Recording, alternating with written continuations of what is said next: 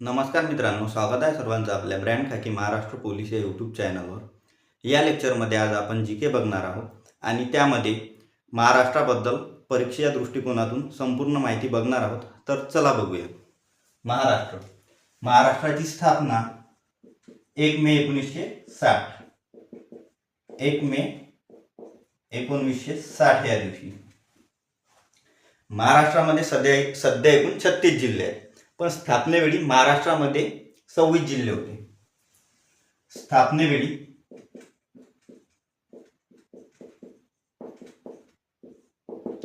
26 जिल्हे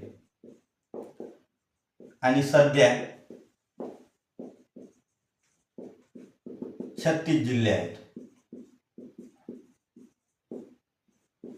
त्याचप्रमाणे महाराष्ट्रामध्ये स्थापनेच्या वेळी 4 प्रशासकीय विभाग होते, तर सध्या प्रशासकीय विभागाची संख्या ही 6 आहे।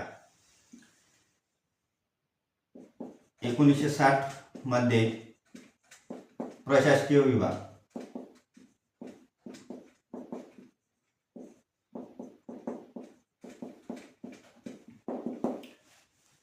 4 प्रशासकीय विभाग होते।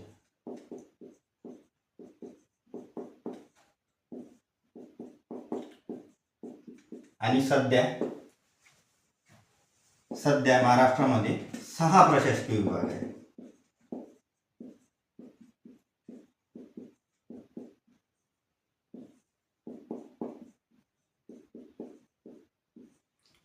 दोन नवीन निर्माण प्रशासकीय विभाग झाले, ते म्हणजे अमरावती प्रशासकीय विभाग आणि नाशिक प्रशासकीय विभाग।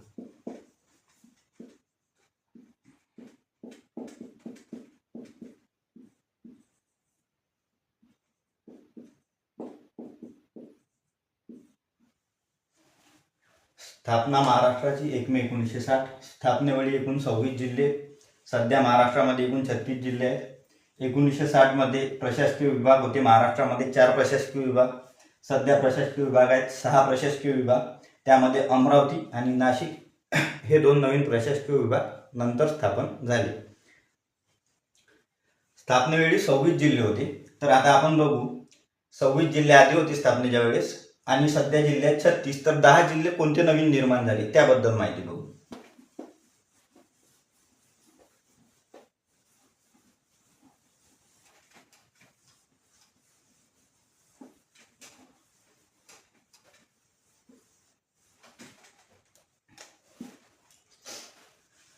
नवीन 10 जिल्हे कोणते निर्माण झाले, तर त्यामध्ये 1 मे 1981 ला रत्नागिरीमधून सिंधुदुर्ग जिल्हा आणि छत्रपती संभाजीनगरमधून जालना जिल्हा निर्माण झाला। रत्नागिरी मधून सिंधुदुर्ग जिल्हा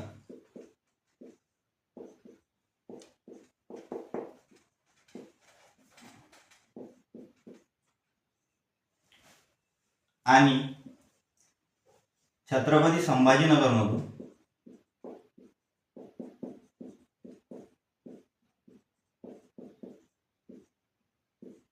जालना जिल्हा वेगळा झाला। 1 मे 1981 ला रत्नागिरीमधून सिंधुदुर्ग जिल्हा वेगळा झाला, त्याचप्रमाणे छत्रपती संभाजीनगरमधून जालना जिल्हा वेगळा झाला। तर त्यावेळेस तत्कालीन मुख्यमंत्री हे होते AR अंतुले। तत्कालीन मुख्यमंत्री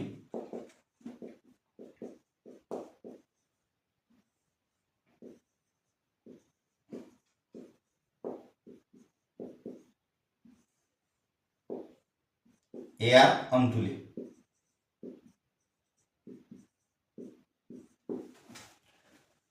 त्याचप्रमाणे 16 ऑगस्ट 1982 ला 16 ऑगस्ट 1982 या दिवशी धाराशिव मधून लातूर जिल्हा वेगळा झाला। धाराशिव मधून लातूर वेगळा झाला।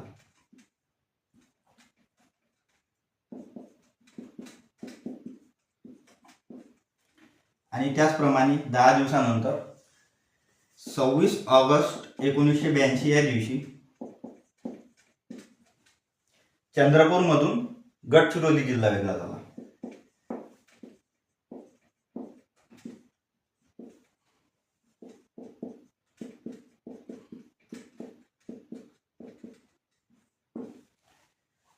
त्यावेळेस तत्कालीन मुख्यमंत्री होते बाळासाहेब भोसले.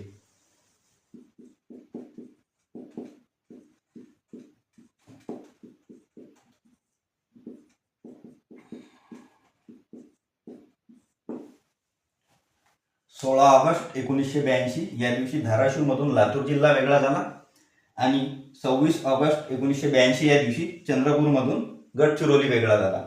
त्यावेळेस मुख्यमंत्री होते बाळासाहेब भोसले.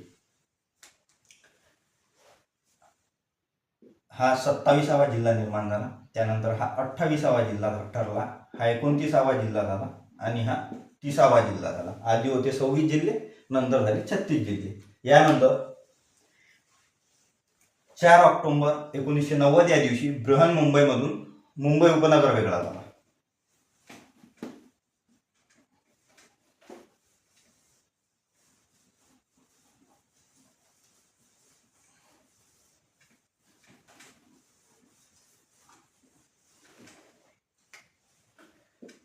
चार ऑक्टोबर 1990 या दिवशी बृहन्मुंबईमधून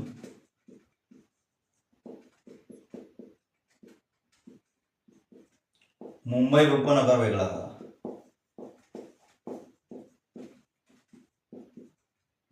त्यावेळेस तत्कालीन मुख्यमंत्री होते शरद पवार.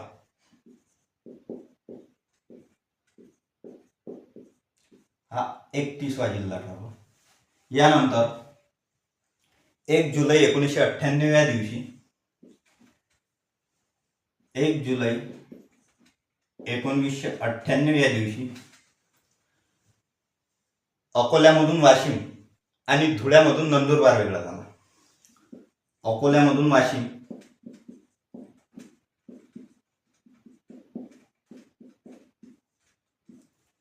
आणि धुळेमधून नंदुरबार.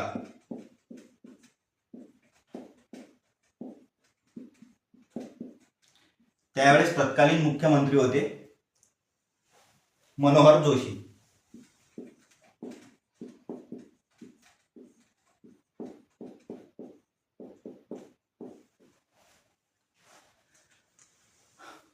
हा 32वा जिल्हा ठरला आणि हा 33वा जिल्हा ठरला.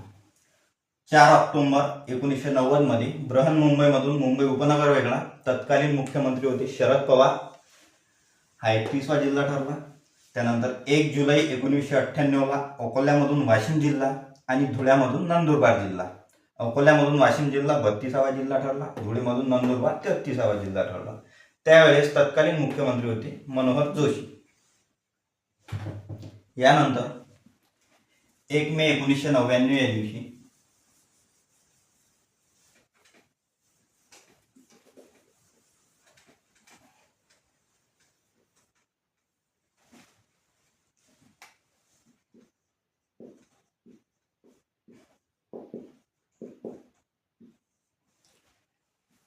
एक मे 1999 या दिवशी परभणीमधून हिंगोली आणि भंडाऱ्यामधून गोंदिया जिल्हा वेगळा झाला.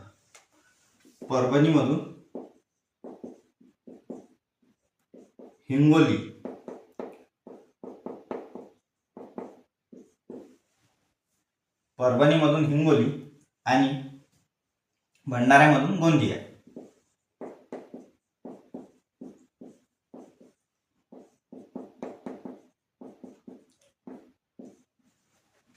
त्यावेळेस मुख्यमंत्री होते नारायण राणे.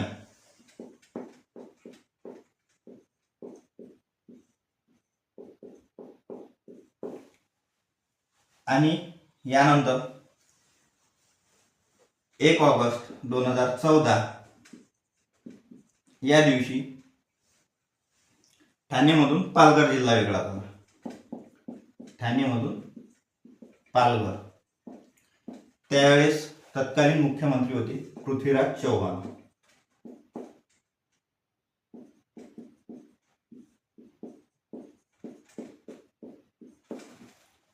हा 36वा जिल्हा ठरला. हा 35वा आणि हा 34वा.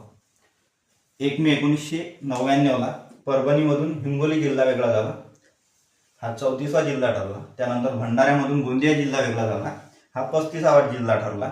त्यावेळेस तत्कालीन मुख्यमंत्री होते नारायण राणे आणि त्यानंतर 1 ऑगस्ट 2014 या दिवशी ठाणेमधून पालघर जिल्हा वेगळा झाला, हा 36वा जिल्हा ठरला. त्यावेळेस मुख्यमंत्री होते पृथ्वीराज चव्हाण. यानंतर क्षेत्रफळाच्या बाबतीत बघू महाराष्ट्राबद्दल.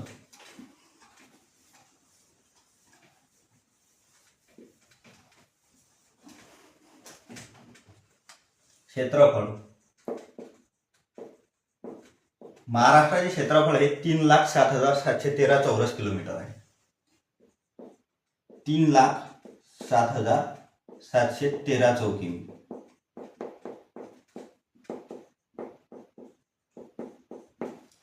क्षेत्रफळाच्या बाबतीत महाराष्ट्राचा 3रा क्रमांक लागतो, देशात 3रा क्रमांक लागतो. 3रा क्रमांक. यामध्ये पहिला क्रमांक राजस्थानचा, दुसरा क्रमांक मध्य प्रदेश आणि 3रा क्रमांक महाराष्ट्र. महाराष्ट्राने एकूण देशाच्या 9.36% इतके क्षेत्रफळ व्यापले आहे. देशाच्या 9.36% क्षेत्र व्यापले आहे.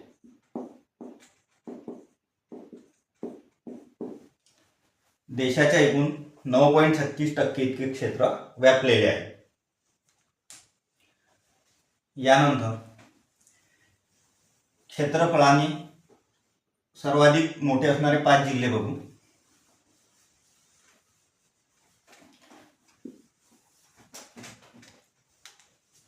सर्वाधिक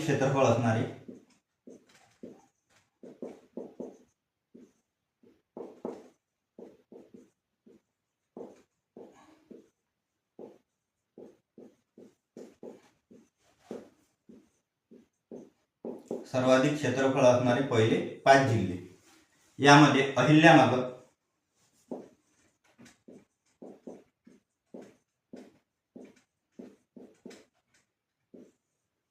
दुसरा नंबर लागतो पुण्याचा,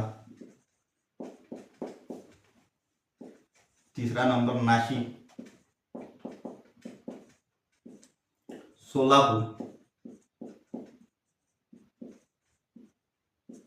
आणि गडचिरोली.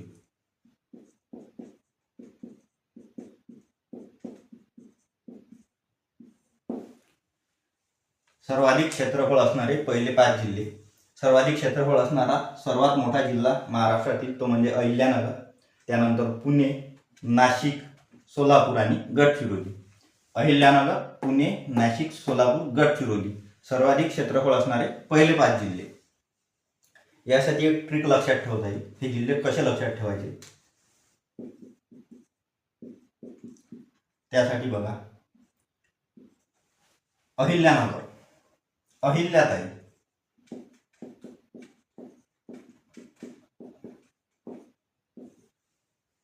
पुणे पूर्ण, नाशिक नारळ, सोलापूर सोल, गडचिरोली गड्या.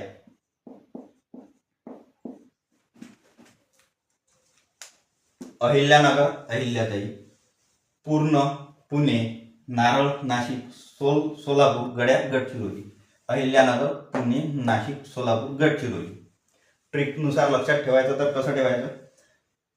अहिल्याताई म्हणजे अहिल्यानगर, पूर्ण पुणे, नारळ नाशिक, सोल सोलापूर, गड्या गडचिरोली. अहिल्यानगर, पुणे, नाशिक, सोलापूर, गडचिरोली सर्वाधिक क्षेत्रफळ असणारे पहिले 5 जिल्हे. आणि आता यानंतर सर्वात कमी क्षेत्रफळ असणारे पहिले 5 जिल्हे.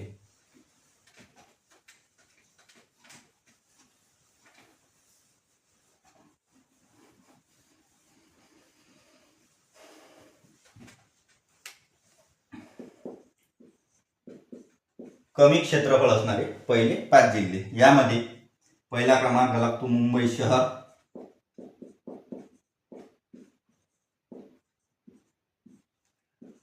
मुंबई उपनगर, दुसरा क्रमांक लागतो मुंबई उपनगर, तिसरा क्रमांक लागतो भंडारा, चौथा क्रमांक लागतो ठाणे आणि 5वा क्रमांक लागतो हिंगोली.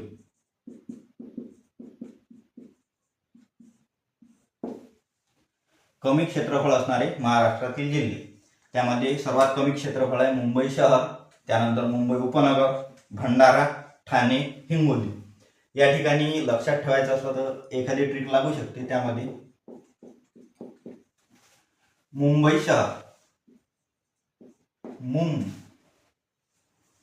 मुंबई शहर, मुंबई उपनगर, मुंबई शहर, भा म्हणजे भंडारा, ठाणे आणि हिंगोली. भा ठा ही. म्हणजे मुंबई शहर, मुंबई उपनगर, त्यानंतर भा भंडारा, ठाणे, हिंगोली. मुंबई शहर, मुंबई उपनगर, भंडारा, ठाणे, हिंगोली. याच्यावरून लक्षात ठेवा, मुंबई शहर, मुंबई उपनगर, पहिले मुंबई शहर, दुसरे मुंबई उपनगर, त्यानंतर भंडारा, ठाणे, हिंगोली. मुंबई शहर, मुंबई उपनगर, भंडारा, ठाणे आणि हिंगोली. यानंतर क्षेत्रफळानुसार प्रशासकीय विभागांचा क्रम बघू आपण आता.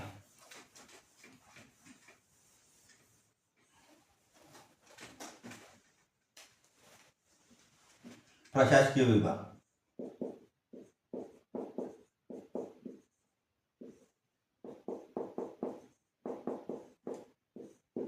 क्षेत्रफळानुसार प्रशासकीय विभाग.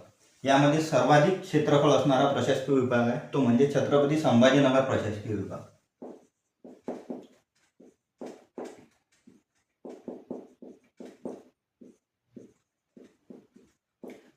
दुसऱ्या क्रमांकाचा सर्वाधिक क्षेत्रफळ असणारा प्रशासकीय विभाग आहे तो म्हणजे नाशिक प्रशासकीय विभाग. आणि तिसऱ्या क्रमांकाचा प्रशासकीय विभाग आहे क्षेत्रफळाच्या दृष्टिकोनातून तो म्हणजे पुणे प्रशासकीय विभाग. चौथ्या क्रमांकाचा प्रशासकीय विभाग आहे नागपूर प्रशासकीय विभाग. पाचवा क्रमांक लागतो अमरावती प्रशासकीय विभाग.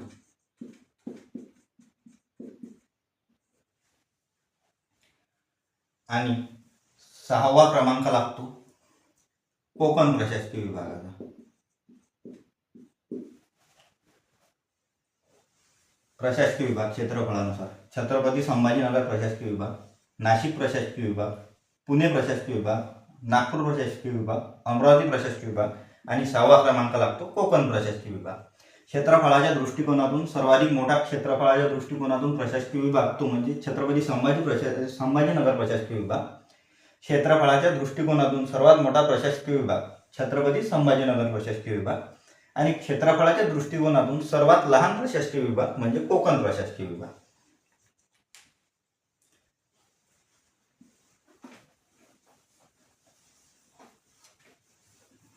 छत्रपती संभाजीनगर या प्रशासकीय विभागातील क्षेत्रफळाच्या दृष्टिकोनातून सर्वात मोठा जिल्हा आणि क्षेत्रफळाच्या दृष्टिकोनातून सर्वात लहान जिल्हा. सर्वात मोठा जिल्हा छत्रपती संभाजीनगर या प्रशासकीय विभागातील क्षेत्रफळाच्या दृष्टीने सर्वात मोठा जिल्हा येतो बीड जिल्हा. आणि सर्वात लहान जिल्हा येतो क्षेत्रफळाच्या दृष्टिकोनातून छत्रपती संभाजीनगर मधील तो म्हणजे हिंगोली जिल्हा.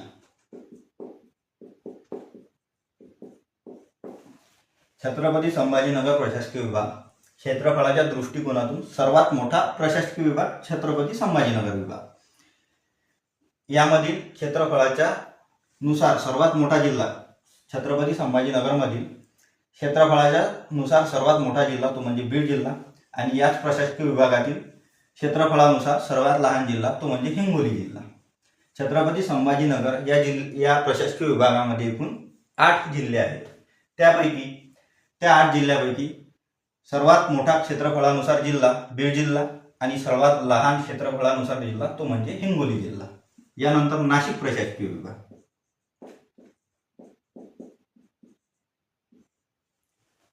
क्षेत्रफळानुसार प्रशासकीय क्रमांक दुसरा लागणारा नाशिक प्रशासकीय विभाग. क्षेत्रफळाच्या दृष्टिकोनातून 2 नंबरचा प्रशासकीय विभाग म्हणजे नाशिक प्रशासकीय विभाग. नाशिक प्रशासकीय विभागातील क्षेत्रफळाच्या दृष्टिकोनातून सर्वात मोठा जिल्हा तो म्हणजे अहिल्यानगर जिल्हा. तर नाशिक या प्रशासकीय विभागातील क्षेत्रफळाच्या दृष्टिकोनातून सर्वात लहान जिल्हा तो म्हणजे नंदुरबार जिल्हा.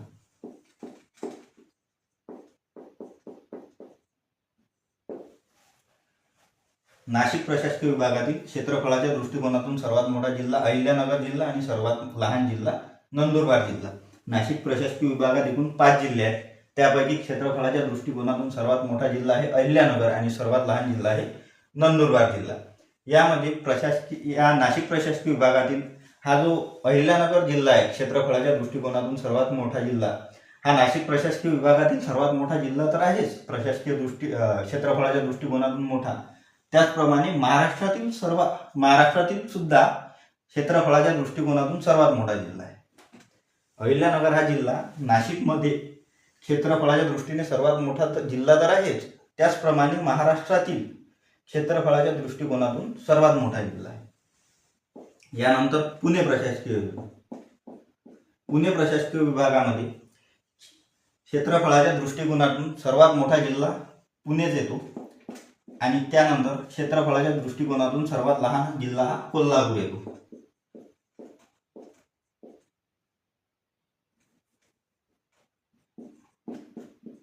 कोल्हापूर. पुणे प्रशासकीय विभाग. पुणे प्रशासकीय विभागातील क्षेत्रफळाच्या दृष्टिकोनातून सर्वात मोठा जिल्हा पुणे आणि क्षेत्रफळाच्या दृष्टिकोनातून सर्वात लहान जिल्हा कोल्हापूर. पुणे प्रशासकीय विभागामध्ये एकूण 5 जिल्हे आहेत. यानंतर क्रमांक लागतो तो नागपूर प्रशासकीय विभागाचा. नागपूर प्रशासकीय विभागामध्ये क्षेत्रफळाच्या दृष्टिकोनातून सर्वात मोठा जिल्हा आहे तो गडचिरोली जिल्हा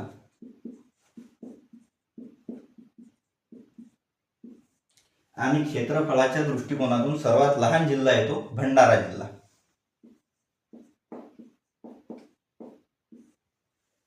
नागपूर प्रशासकीय विभाग.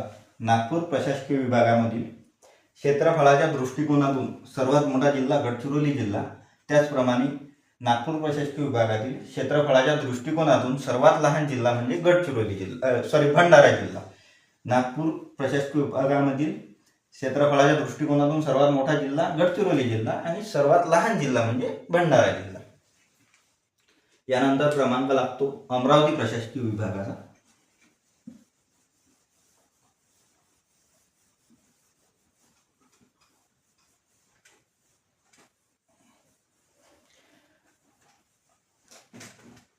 अमरावती प्रशासकीय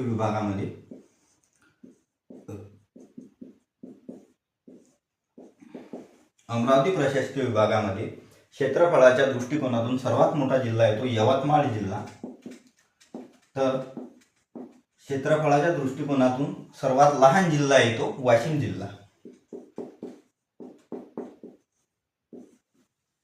अमरावती प्रशासकीय विभागामध्ये क्षेत्रफळाच्या दृष्टिकोनातून सर्वात मोठा जिल्हा यवतमाळ जिल्हा, तर क्षेत्रफळाच्या दृष्टिकोनातून सर्वात लहान जिल्हा वाशिम जिल्हा. यानंतर कोकण प्रशासकीय विभाग.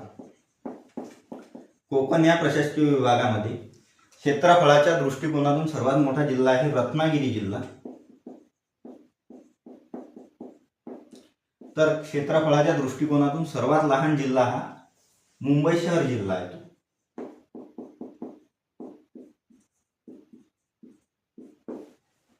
कोकण प्रशासकीय विभाग यामध्ये क्षेत्रफळाच्या दृष्टिकोनातून सर्वात मोठा जिल्हा रत्नागिरी जिल्हा आणि क्षेत्रफळाच्या दृष्टिकोनातून सर्वात लहान जिल्हा तो म्हणजे मुंबई शहर जिल्हा.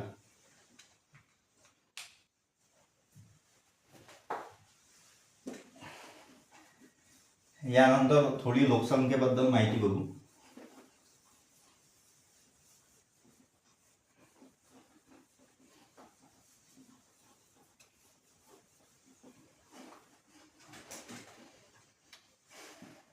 लोकसंख्या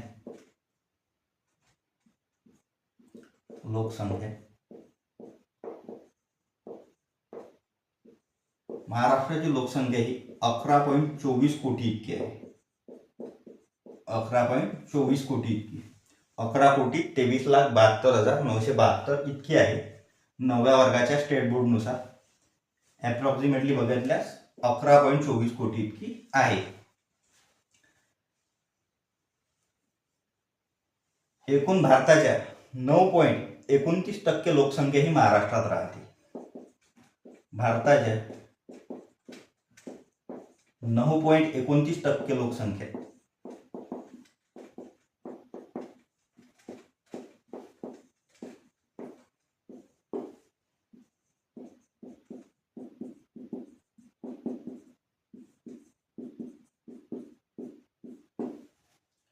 भारताच्या एकूण 9.29% लोकसंख्या ही महाराष्ट्रात राहते. महाराष्ट्राची लोकसंख्या आहे 11.24 कोटी 2011च्या जनगणनेनुसार.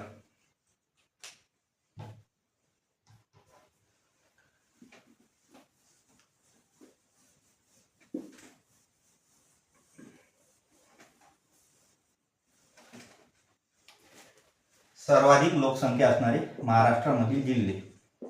सर्वाधिक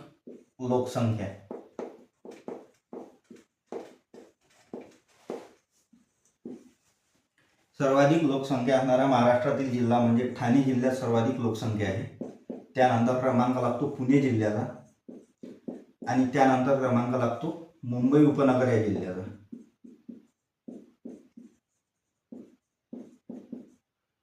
सर्वाधिक लोकसंख्या असलेले जिल्हे ठाणे, पुणे आणि मुंबई उपनगर. यानंतर सर्वात कमी लोकसंख्या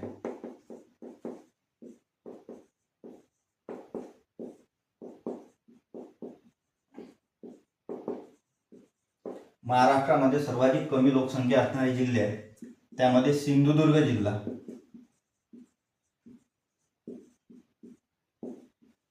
त्यानंतर गडचिरोली जिल्हा आणि तिसरा क्रमांक लागतो हिंगोली जिल्हा.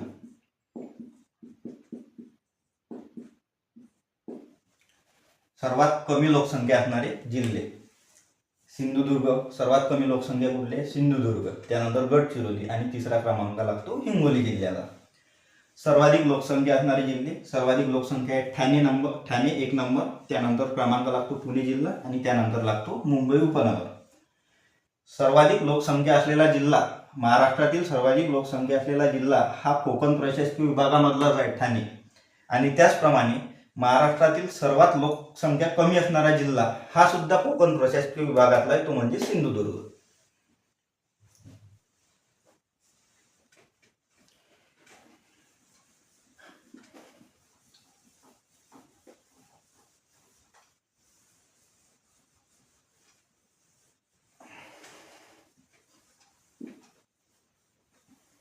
महाराष्ट्रामध्ये एकूण तालुके किती आहेत? तर 355 + 3 म्हणजे एकूण 358. तर कोणत्या प्रशासकीय विभागामध्ये किती तालुके आहेत आणि किती जिल्हे आहेत ते बघू. छत्रपती संभाजीनगर,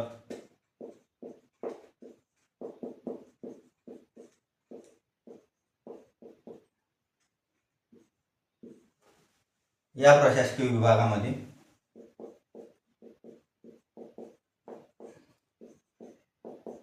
आणि जिल्हे. पहिल्यांदा तालुके बघू कोणत्या प्रशासकीय विभागामध्ये किती आहेत. छत्रपती संभाजीनगर या प्रशासकीय विभागामध्ये एकूण 76 तालुके आहेत. त्यानंतर नागपूर प्रशासकीय विभागामध्ये एकूण 64 तालुके आहेत. नागपूर 64 तालुके आहेत. आणि त्यानंतर पुणे प्रशासकीय विभागामध्ये 58 तालुके आहेत. पुणे प्रशासकीय विभाग या ठिकाणी 58 तालुके आहेत. यानंतर अमरावती प्रशासकीय विभाग,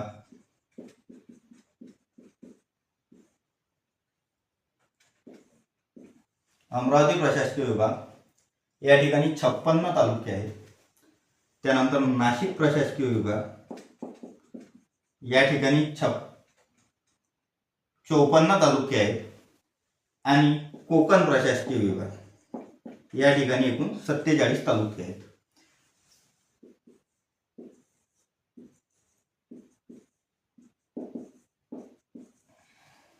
छत्रपती संभाजीनगर एकूण 76 तालुके. सर्वाधिक तालुके असणारा प्रशासकीय विभाग छत्रपती संभाजीनगर प्रशासकीय विभाग.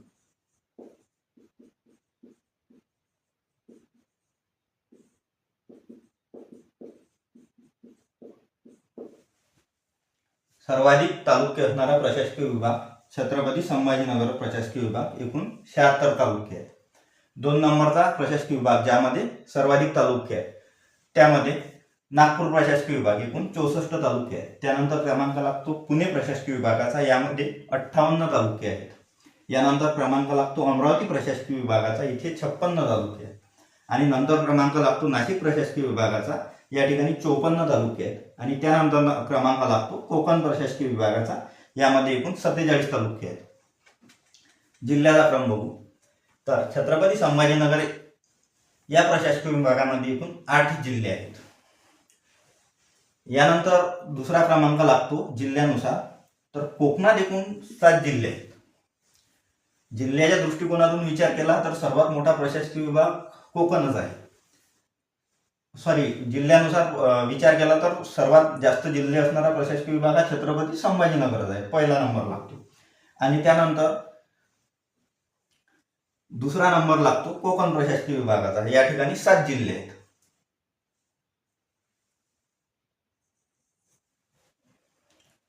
आणि नागपूर प्रशासकीय विभागामध्ये एकूण 6 जिल्हे आहेत. या प्रशासकीय विभागाचा तिसरा क्रमांक लागतो. या ठिकाणी कोकण प्रशासकीय विभाग तालुक्याच्या दृष्टिकोनातून सर्वात कमी तालुके असणारा सर्वात कमी तालुके असणारा प्रशासकीय विभाग आहे. आणि जिल्ह्याच्या दृष्टिकोनातून विचार केला तर नंबर 2चा तालुके असणारा प्रशासकीय विभाग आहे. या ठिकाणी 7 जिल्हे येतात आणि तालुक्यांचा विचार केला तर 47 तालुके येतात. आणि सर्वाधिक जिल्हे असणारा प्रशासकीय विभाग हा संभाजीनगर प्रशासकीय विभाग आहे, या ठिकाणी 8 जिल्हे येतात. तर कोकण प्रशासकीय विभागामध्ये एकूण जिल्ह्यांची संख्या आहे 7 आणि तालुक्यांची संख्या येते 47. यानंतर पुणे, अमरावती आणि नाशिक या तिन्ही प्रशासकीय विभागामध्ये 5-5 जिल्हे येतात. सर्वाधिक तालुके असणारा प्रशासकीय विभाग छत्रपती संभाजीनगर प्रशासकीय विभाग, यामध्ये किती तालुके आहेत? 76 तालुके आहेत. आणि सर्वाधिक जिल्हे असणारा प्रशासकीय विभाग हा सुद्धा छत्रपती संभाजीनगर प्रशासकीय विभाग, यामध्ये 8 जिल्हे आहेत. यानंतर सर्वाधिक दुसऱ्या क्रमांकाचा जिल्हे असणारा प्रशासकीय विभाग तो म्हणजेच कोकण प्रशासकीय विभाग, यामध्ये 7 जिल्हे आहेत. आणि त्यानंतर नागपूर प्रशासकीय विभाग, या ठिकाणी 64 जिल्हे आहेत आणि 64 तालुके आहेत आणि 6 जिल्हे आहेत. जिल्ह्याच्या दृष्टिकोनातून 3 नंबरचा प्रशासकीय विभाग. त्यानंतर पुणे प्रशासकीय विभाग 58 तालुके आणि 5 जिल्हे असणारा प्रशासकीय विभाग. अमरावती प्रशासकीय विभाग 56 तालुके आणि 5 जिल्हे असणारा प्रशासकीय विभाग. नाशिक प्रशासकीय विभाग, यामध्ये 54 तालुके आणि 5 जिल्हे असणारा प्रशासकीय विभाग. कोकण प्रशासकीय विभाग, या ठिकाणी 47 जिल्हे आणि 47 तालुके आणि 7 जिल्हे असणारा प्रशासकीय विभाग. कोकण प्रशासकीय विभाग 47 तालुके आणि 7 जिल्हे असणारा प्रशासकीय विभाग. सर्वाधिक जिल्हे असणारा प्रशासकीय विभाग छत्रपती संभाजीनगर प्रशासकीय विभाग, या प्रशासकीय विभागामध्ये एकूण 8 जिल्हे आहेत. आणि दुसरा क्रमांक लागतो कोकण प्रशासकीय विभागाचा, या प्रशासकीय विभागामध्ये एकूण 7 जिल्हे आहेत. नागपूर, पुणे आणि अमरावती. नागपूर, पुणे, अमरावती. नागपूर या प्रशासकीय विभागामध्ये एकूण 6 जिल्हे आहेत. पुणे या प्रशासकीय विभागामध्ये 5 जिल्हे आहेत. अमरावती प्रशासकीय विभागामध्ये 5 जिल्हे आहेत. नाशिक प्रशासकीय विभागामध्ये 5 जिल्हे आहेत.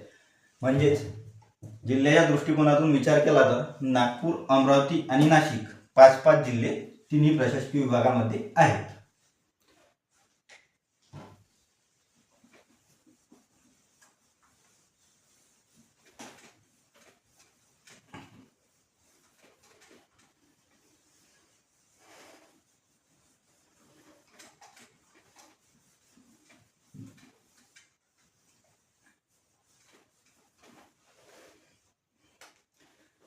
सर्वाधिक तालुके असणारा जिल्हा कोणता आहे?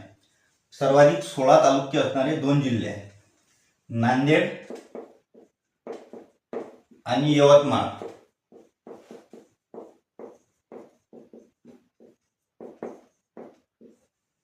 सोळा तालुके असणारे जिल्हे, सर्वाधिक तालुके या 2 जिल्ह्यामध्ये आहेत.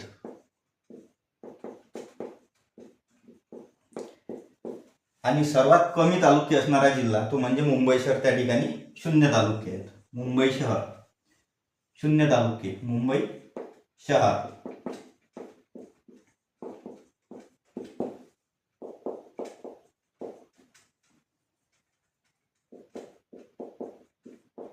तालुके 16 तालुके असणारे 2 जिल्हे आहेत, ते म्हणजेच नांदेड आणि यवतमाळ. सर्वाधिक तालुके असणारे हे 2 जिल्हे. त्यानंतर सर्वात कमी तालुके, फक्त 0 तालुके असणारा एकच जिल्हा आहे, तो म्हणजे मुंबई शहर. यानंतर मुंबई उपनगर, या ठिकाणी 3 जिल्हे येतात. मुंबई उपनगर,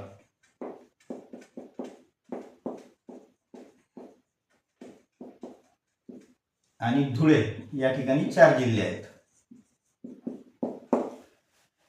0 तालुके असणारा जिल्हा म्हणजे मुंबई शहर, त्या ठिकाणी एकही तालुका नाही. यानंतर 3 तालुके असणारा जिल्हा म्हणजे मुंबई उपनगर.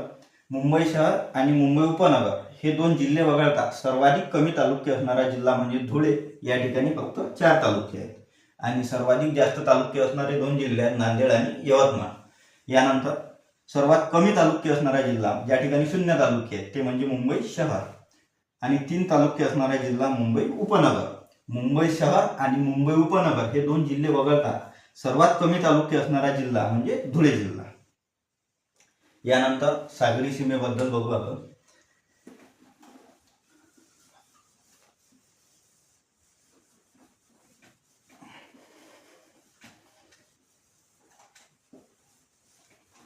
महाराष्ट्राची सागरी सीमा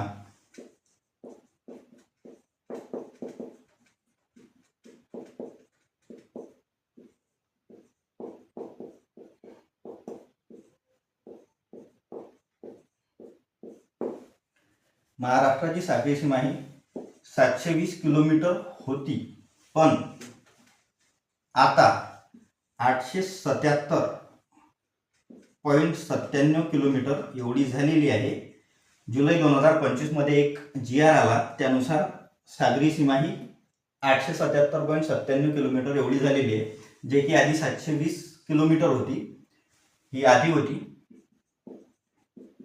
आता जुलै 2025 मध्ये एक भारत सरकारचा GR आला, त्यानुसार सागरी सीमेमध्ये बदल झाला.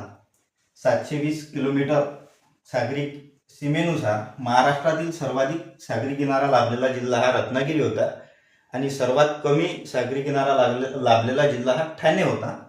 पण आता महाराष्ट्राची सागरी सीमेमध्ये चेंज झालेला आहे. 720 किलोमीटरवरून आता ती 877.97 किलोमीटर झालेली आहे जुलै 2025 या GR नुसार. तर आता त्याबद्दल डिटेल माहिती झाल्यावर आपण माहिती बघू.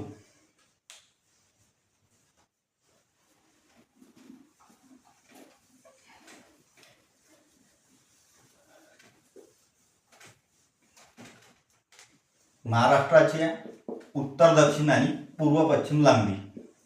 महाराष्ट्राची उत्तर दक्षिण लांबी ही 700 किमी आहे. काही ठिकाणी 720 सुद्धा दिलेली आहे विश्वखंडानुसार.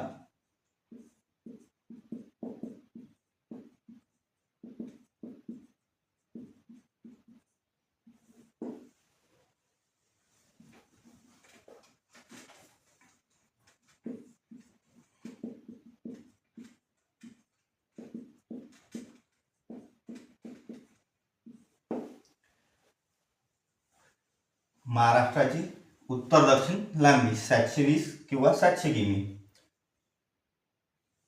उत्तर दक्षिण लांबी, महाराष्ट्राची उत्तर दक्षिण लांबी 700 किंवा 720 किमी, 720 विश्वखंडानुसार. यानंतर पूर्व पश्चिम. महाराष्ट्राची पूर्व पश्चिम लांबी ही 800 किलोमीटर आहे.